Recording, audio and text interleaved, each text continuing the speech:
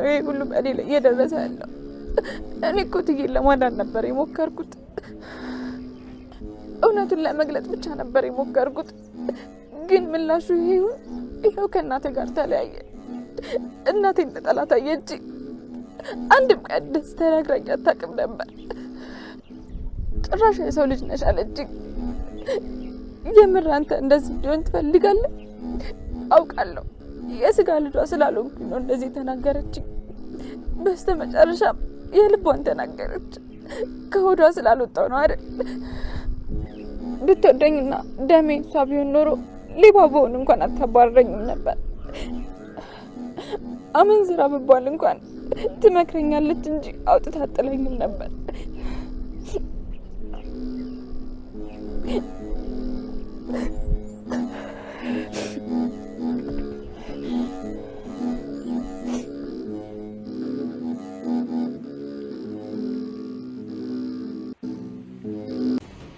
ብሌን ከዚህ ቤት እንድትወጣ አድርጋ ነበር፣ ግን ደግሞ ከቤቷም ጠፍታለች።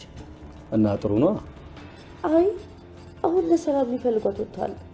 ደግሞ ታውቃለህ እኮ ሚስጥራችንን ሁሉ ታውቃለች። ዛሬ ራስ እኮ ለሰላም ደብዳቤ ጽፋ ልሰጣት ነበር። ምን ብላ? በሌላ ሰው ስም አድርጋ እኔ እሷ ልጅ እንዳልሆንኩና ሁሉንም ብታውቀው ሚስጥር ልትናገር ነበረ።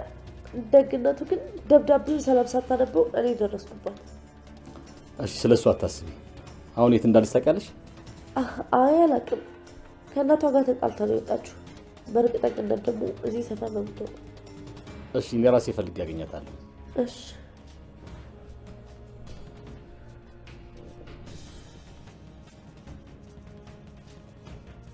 ሄሎ፣ ጨረስክ? አሁኑኑ ፎቶ ልክልሃለሁ። እዚሁ ዘፈን ነች፣ ፈልግ አግኛት። ከዛ በኋላማ እንደፈለክ አድርጋት። ጨርሻለሁ።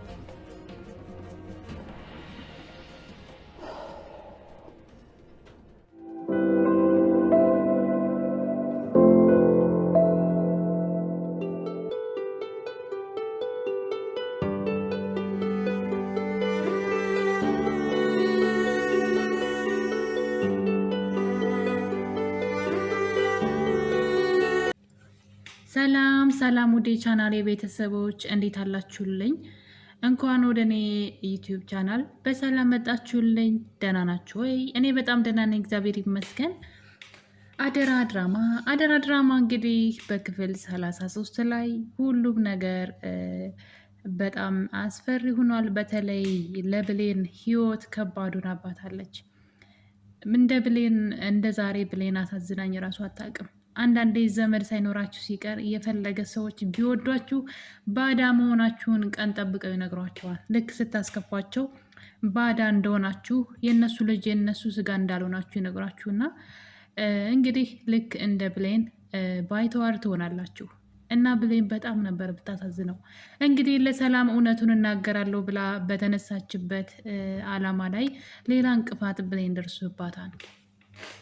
ብሌን የጻፈችውን ወረቀት እንግዲህ ከቃል እንደምንም ደባብቃ ከስንት ጊዜ በኋላ ሰላም ሳታይ ብላ ወደ ሰላም ቦርሳ ልታስቀምጠው ስትል እዛ ቤት የምትኖረው የቃል ጓደኛ ሄለን ታያትና እንግዲህ ቦርሳሽ ውስጥ እቃ ልትሰርቅ ስትል ያስኳት በማለት ከሰላም ጋር ልታጣላ ስትሞክር አይተን ነበረ። እሱን ነገር እንግዲህ ሰላም እሷ እንደዛ ታደርግም ብላ ብታልፈውም በቀጣይ ቀን አሁንም እንደተለመደው ይህን ወረቀት ጃኬቷ ውስጥ ለማስቀመጥ ስትሞክር ነበረ ሰላም የደረሰችባት። ሰላም እንግዲህ ከደረሰችባት በኋላ ምን እያደረግሽ ነው ስትላት፣ አንቺ ሌባ፣ ትላንትና ሄለን ስትነግረኝ ማመን ነበረብኝ፣ በጣም ባለጌ ነሽ ስትላት፣ እንግዲህ ብሌን እንደዛ ለማድረግ ፈልጌ አይደለም፣ እኔ ሌባ አይደለሁም በማለት እየተርበተበተች እያለ የያዘችውን ወረቀት ሰላም ተነጥቃትና ይሄ ደግሞ የምን ወረቀት ነው? አንቺ መቼም ጉድሽ ማለቂያ የለው እያለች ወይ ወረቀቱን ወስዳ ታነበው ወይ የልጅቷን ወረቀት ከእጇ ላይ አለመውሰድ ጥሩ ነበረ። ሰላም በጣም ነው የምታናድደው። ሲጀመር ነገሮችን እያወቀች እንዳላወቀች እንደ ጅላጅል ያደርጋታል። ከብሌን ይልቅ አንድ ቀን እንኳን ማታውቃትን ሴት ስታምን እናያታለን። ብዙ ጊዜ ቤቷ ሰርታለች ብሌን፣ አዲስ አይደለችም። ይህ ነገር ምንድን ነው ብሌን ምን ፈልጋ ነው ብላ ነገሩን በፍቅር ወይም ደግሞ በንግግር ከመፍታት ይልቅ ቶሎ ብላ እሷ ላይ እሷን ክፉ ቃል በመናገር ልቧን በመስበር ነው የምናውቃትና እንግዲህ ሰላም ራሷ በእንዝላልነቷ ከልጅቷ ላይ ወረቀቱን ነጥቃ ጭራሽ አሳልፋ ለሶስተኛ ሰው ወገን ሰጠች ማለት ነው። እና ወረቀቱን ማንበብ ካልፈለገች እና ወረቀቱን የማንበብ ፍላጎት ከሌላት ሲጀመር ከብሌን እጅ ላይ ለምን ነጠቀቻት? ከብሌን የነጠቀቻትን ወረቀት ለማንበብ እየሞከረች እያለ ቃል መታ ከእጇ ላይ ነጠቀቻት። እናቴ ናት ብላ እንኳ አላከበረቻትም።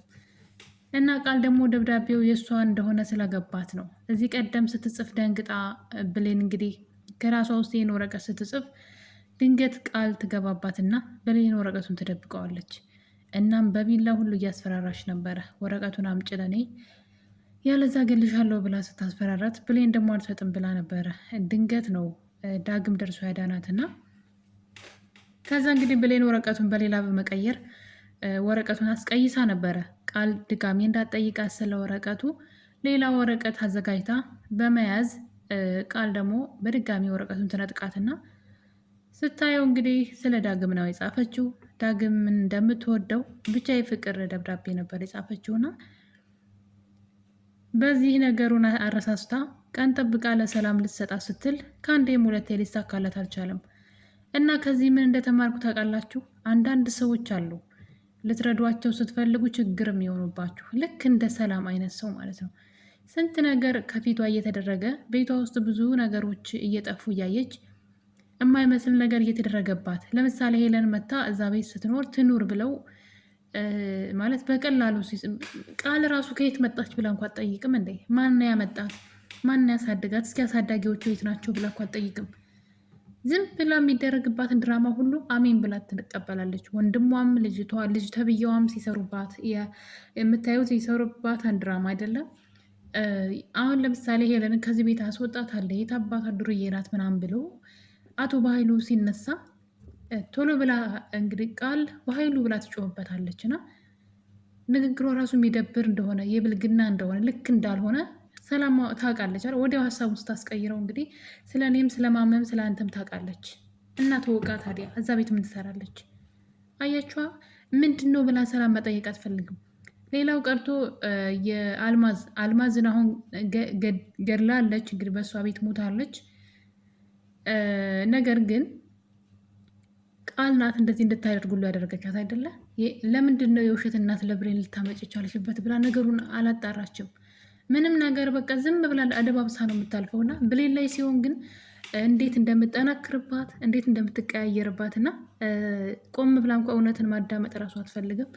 እንግዲህ በዚህ የተነሳ ወረቀቱን ቃል ትነጥቃታለች ከእናትየዋ። ብሌንም የግሌ ወረቀት ነው አታንብቡብኝ መልሱልኝ ብትልም እዚህ ጋም የብሌን ጥፋት አለበት። ወረቀቱን ሳትቀበል እዛ ቤት መውጣት አልነበረባትም። እሷ ግን ወረቀቱን ቃል ወሰደችው። መልሽልኝ ስትላት አላነበውም ግን እኔ ጋር ነው የሚቀመጠው አለቻት። መብት የላትም አይደለ? የእሷን ወረቀት የመውሰድ የፈለገ ሰራተኛ ብትሆን ንብረትነቱ የእሷ ነው። እና ወረቀቱን ሳትቀበል ነው እንግዲህ አንድ ቀን እውነቱ ይወጣን፣ እውነት ተደብቆ አይቀርም፣ ቃል ጠብቂ ብላት ሄደች።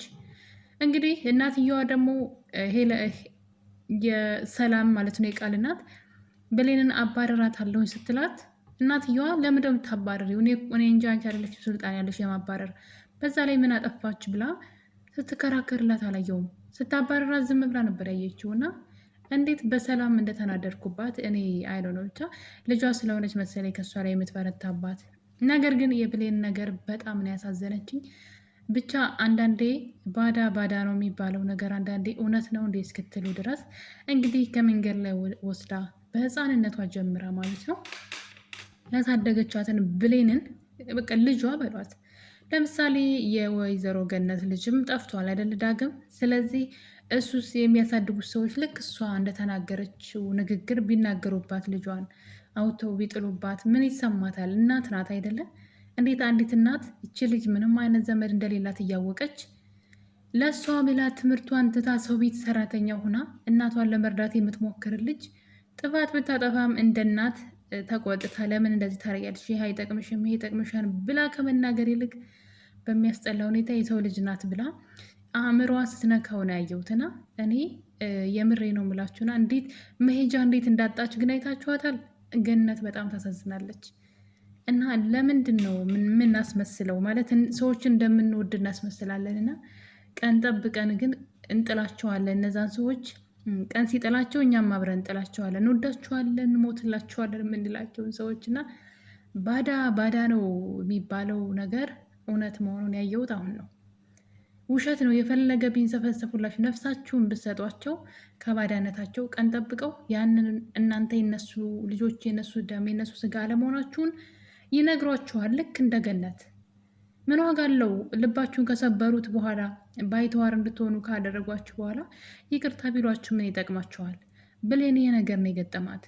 ሰላም እንኳ ትሻላለች ከሷ። ሰላም እንኳ አሰሪ ሆና የእሷን ያክል ልብ የሚሰብር ንግግር አልተናገረቻትም። እና እንግዲህ ቃል ስታባረራት ሰላም ዝም ብላ እያየች ነበረ።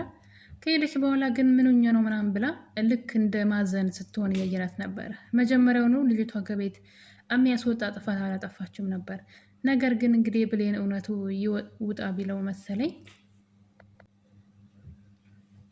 እውነቱ ሀቋ ሊወጣላት መሰለኝ። እንግዲህ ብሌን በመጨረሻ ከሰላም ቤት ወጥታለች። እናም ወደ አሳዳጊዋ ቤት ሄዳ ነበረ። እዛ የገጠማት ነገር ግን በጣም ነው የሚያሳዝነው። እንግዲህ ቤት እንደሄደች እናቷን ከሰላም ጋር ተጣልታ እንደመጣች የሆነ እቃ ኪሷ ውስጥ ልታስቀምጥ ስትል ሰላም ደግሞ እንግዲህ ሌባ ብላ እንዳባረረቻት ነገሩ ለእናቷ ለማስረዳት እየሞከረች ነበር እያለቀሰች። ነገር ግን ቃል ያንን ወረቀት እንግዲህ ፈልጋ ከእሷ የወሰደችን ወረቀት ማለት ነው አንብባው ነበረ። ብሌን ማንነቷን ሳትገልጽ እንግዲህ ቃል የሰላም ልጅ እንዳልሆነች እና እያንዳንዱ ሚስጥራቸውን ከባይሉ ጋር በኃይሉ ቃልን ልጅ አድርጎ አምጥቶ የእሷን ንብረት የለፋችበትን የደከመችበትን ለመውሰድ በእሷ ላይ እያሴሩባት እንደሆነ ሁሉንም ነገር የጻፈችውን ሁሉ ቃል አንብበዋለች። እና ይህን ካነበበች በኋላ እንግዲህ ማድረግ ያለባት ነገር ምንድን ነው? ብሌን ማንም ሰው እንዳያምናትና በአካባቢው ሜጃ እንድታጣ ማድረግ ነው። ጎዳና ላይ እንድትወድቅ ነው የፈለገችው። እናም ቀጥታ እንግዲህ አሳዳጊዋ ቤት ነው የሄደችው። ወይዘሮ ገነት ቤት ሄዳ እንግዲህ ብሌን ገና ልብሷን በፌስታል እንኳን እንደያዘች ገና ቁጭ ማለቷ እንደውም ከእናቷ እግር ቁጭ ብላ ነበርና ቃል ትመጣለች። እዚህ ቀደም ከእናቷ ጋር አጣልታታለች። እሷው ራሷ እናቴ ካንሰር ታማሚ ናት እያለች ልጅሽ ገንዘብ ትለምናለች በማለት እናትና ልጅ ተጣልተው ብሌን ከዚህ ቤተ ክርስቲያን እንደዚህ መታ ስታለቅስ አይተናት ነበርና ድጋሚ ተመሳሳይ ነገር ነው። ያኔም ውጭልኝ ብላ ነው ያባረረቻት። ልክ እንደዚህ ነው የሚያደርጓችሁ። አያችሁ ባዳ ምን እንደሚያደርግ። የሆነ ጊዜ በጭንቅ ጊዜ ከጎናችሁ እንደማይሆኑ ማለት ነው። ውጭልኝ ብላ መሄጃ እንደሌላት ታውቃለች። ምንም የምታውቀው ሰው እንደሌላት እያወቀች ከቤት ውጭልኝ ብላ ስታባረራት ገነት አይተናል እዚህ ቀደም። ግን በቃ ነገሩ በይቅርታ ተፈቶ ተመለሰች። አሁንም በድጋሚ እንግዲህ ቃል ሪከርድ ማለት ቪዲዮ ቀርጻ ነበረ ከቃል ጋራ ከዳግም ጋር አብረው ሆነው ሲስማት የሚያሳይ ቪዲዮ ትቀርጻቸውና ያንን ነገር እንግዲህ ወስዳ ለገነት አሳይታታለች። እሱ ብቻ አይደለም ከእናቷ ኬስ ልትሰርቅ ስትልም እንደተያዘችም ጭምር ለገነት ስትነግራት እንግዲህ ገነት የሚያስጠላ ቃል በመናገር የሰው ልጅ ናት የኔ ልጅ አይደለችም በማለት እንግዲህ ቅስሟን የሚሰብር ነገር ብሌንን ተናግራ ከቤት አባራታለች። ብሌን በእንባ ከቤት ወጥታ ሄዳለች። እና እንግዲህ ከዚህ በኋላ ነው የብሌን ፈተና የጀመረው። ከቤት ከወጣች በኋላ እንግዲህ ምንም የምታውቀው ማንንም ሰው አታውቅም። ከአሳዳጊዋ ውጭ የምታውቀው ነገር የለምና ቤተ ክርስቲያን ሄዳ እንግዲህ ስታለቅስና መልካም ነገር ለማድረግ ሞክራ ምን እንደተከፈላት እንግዲህ ለፈጣሪዋ ስትነግር ነበረ። እና ያው እንግዲህ መልካምነት መልሶ ይከፍላል በሚለው ያው ለእሷ መልካም ሊሆንላት ስለሆነ ነው በእርግጠኝነት እንጂ ሰላም ቤት የሚያስወጣ ጥፋት አጥፍታ አልነበረም። ነገር ግን የእሷ እውነት ሊወጣ ይችላል ከዚህ በኋላ። እናም እንግዲህ ብሌን ከቤት ከወጣች በኋላ ቤተ ክርስቲያን ሄዳ ጸሎት አድርጋ በፌስታል ልብሷን ይዛ መንገድ ለመንገድ ነበር ስትንከራተት የነበረውና የምር እስኪመስለኝ ድረስ ነው እኔም ባይ የመጣውና የምር በቃ እስኪመስለኝ ይሆናል አይደለ? ማንም ዘመድ ብላ ማንም ጋር መጠጋት አትችልም። ለአንዴ ማለት ለማረፊያ እንኳ ቁጭ የምትልበት እንኳ ቦታ የላትም እና ምን ያክል ብቸኛ እንደሆነች ምን ያክል ዘመድ የሌላት እንደሆነች ሰላም ልጇ እንደሆነች ስታውቅና እንደዚህ ልጇ ተንከራታ እንደነበረ ስታው እሷ የተደላደለ ላይፍ እየኖረች የእሷ ያልሆኑ ሰዎችን ሰብስባ እያኖረች የእሷ ልጅ መንገድ ላይ ስትንከራተት ማረፊያ ያታ ማለት ነውና በጣም ነው የተሰማኝ የምር። እና ወይዘሮ ገነት ያደረጉት ነገር እንደዚህ ማድረግ ማለት በቃ ምን ያክል አሁን ብሌን ልብ ውስጥ ወይዘሮ ገነት ወታለች። ማሳደጉ ብቻ በቂ አይደለም። ከልብ ማለት ይህ እንደዚህ ቀን ጠብቀው እንደዚህ ልባችሁን የሚሰብር ቃል የሚናገሯችሁ ከሆነ ምንም ዋጋ የለውም። ያደረጉት ነገር ሁሉ ባዶ ነው። ፍቅር ስለሚበልጥ ማለት ነው። እና የተናገሯት ንግግር በቀላሉ ከብሌን ልብ የሚወጣ አይመስለኝም። ብሌን በጣም ነው የተከፋችው። ባይተዋርነት፣ ብቸኝነት፣ ባዶነት ነው የተሰማት እና የምር በጣም አሳዝናኛለች። እንግዲህ እጣ ፈንታዋ እንግዲህ ውጭ መውደቁ ነው። ከቤት ወጣ ሂዳ መንገድ ለመንገድ ፌስታሏን ይዛ እየተንከራተተች ነበር እና ይህን ነገር እንግዲህ በኃይሉ ሰምቷል። ቃል እንግዲህ ከዛ በፊት ግን ዳግም ወደ እነ ብሌን እናት የብሌን አሳዳጊ ገነት ጋር እናቱ ጋር ይሄዳል ማለት ነው። እሷ ደግሞ ያየችው ቪዲዮ ስለነበረ ገና ሲመጣ ነበር አንቋሻ ያባረረችው። አንተ ቆሸረ በጣም ያስጠላ ቃል ተናግራ እሱን ራሱ ሰድባ ከቤት አባረዋለች። ሂድና ፈልጋት እዛ አላቅልህም ብላ እንግዲህ ከቤት አባረዋለች። በዚህ የተነሳ እንግዲህ እሱ ቤት እንደሄደ ቃልን አንቋት ነበረ። በዚህ ቅጽበት ሰላም ወደ ሳሎን ስትሄድ ሊደፍረኝ ነበር አንቺ አለመኖርሽን አይቶ ብላ ለእናቷ ስትናገር ነበር። ሰላምም እንግዲህ የቃልን ቃል ሰምታ ውጣልኝ አንተ ሌባ ልክስክስ ብላ ብዙ ቃል ስትናገረው ያለውን ነገር ሲያስረዳት በመከራ ነው እንግዲህ። ሰላም እውነት ምናምን ማዳመጥ አትወድም። በጣም ጭፍን ሰው ናት። በጣም ሲበዛ ማስተዋል የሚባል ነገር እንግዲህ እያየውባት አይደለም። ብታስተውል ኑሮ ልጇ ያን ሁሉ ጊዜ አብራት እየኖረች እና የብሌንን ታሪክ እያወቀች የማናት ልጅ ብላም ለመመርመር እና ቃል ልጇ አለመሆኗን በብዙ ነገር ማወቅ ትችል ነበረ። ነገር ግን እሷ በፍጹም አይኗን መግለጥ አትፈልግም። በዚህ የተነሳ እንግዲህ የገዛ ልጇ አሁን ላይ መንገድ ለመንገድ እየተሰቃየች ትገኛለች። እናም ቃል ያደረገችውን ነገር ሁሉ እንግዲህ ዳግም ለሰላም ነግሯታል። ሰላም ይህን ነገር ከሰማች በኋላ ብሌንን ለመፈለግ ከዳግም ጋር ከቤት ወጥተዋል። ከረፈደም በኋላ ደግሞ እንግዲህ የብሌን አሳዳጊ የሆነችው ገነት ማለት ነው ወይዘሮ ገነት እንደገና ቆጭቷት እሷን ፍለጋ ወጥታለች። ምን ዋጋ አለው? ልቧን ከሰበረች መጥፎ ቃል ተናግራ ባዳ እንደሆነች ከነገረቻት በኋላ ፈለገቻት አልፈለገቻት ለብሌን ምንም ነው ምንም። እና እንግዲህ በዚህ መሀል ግን ብሌን ሌላ ችግር ገጥሟታል። አቶ ባይሉ አሁን ላይ መንገዱ ላይ እንቅፋት የሚሆኑ ሰዎችን እያስወገደ ይገኛል። ከነዚህ መካከል እንግዲህ አንዷ ብሌን ናት ምስጢራቸውን የምታውቅ፣ ሁለተኛው ደግሞ ሳሚ ነው። ሳሚን እንግዲህ በሰው አስደብድቦታል። በዛ ላይ ለቃልም እየተዘጋጀላት ያለ ይመስለኛል። ሌላው ግን ሚስጥራቸውን ሁሉ የምታውቀው ብሌን ደብዳቤ ጽፋ ለሰላም ልትሰጣት እንደነበረ ቃል አቶ ባይሉ ስለነገረችው በእሱ ሰዎች እያስፈለጋት ነበረ። እነ ሰላምም ሊፈልጓት ሁሉም ሰው ሊፈልጋት ቢወጣም ብሌንን ነገር ግን ቀድሞ ያገኛት የአቶ ባይሉ ሰው ነው።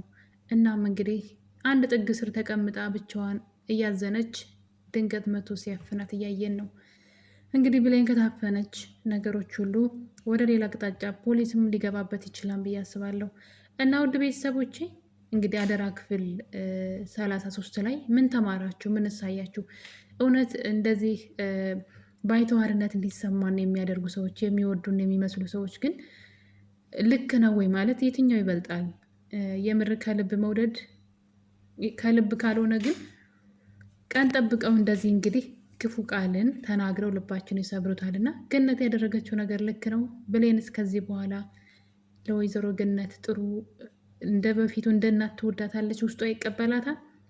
ከፍትፍቱ ፊቱ እንደሚባለው እና ትልቅ ነገር አድርጋለች፣ ያሳድጋታለች። ግን እንዴት እንደዚህ አይነት ቃል ተናግራ ምንም የሌላትን ዘመድ የሌላትን ልጅ ከቤት አስወጥታ ታባራታለች? እና ለዛውም በመንደር እንዴት በምትጠላት ልጅ ወሬ ማለት ነው እንዴት እንዳስደሰተቻት ያችኛዋን የእሷን ጥላቶች አስደስታ ልጇን ከቤት ማባረሯ ምንም አልተዋጠልኝም። በዛ ላይ ንግግሯ እና እንግዲህ በቀጣይ በክፍል 34 ላይ ምን ሊፈጠር ይችላል የሚለው በጣም አጓጊ ነው። ብሌን እናቷን ማወቅ አለባት። እስከዛው ድረስ ቸር ቆዩልኝ።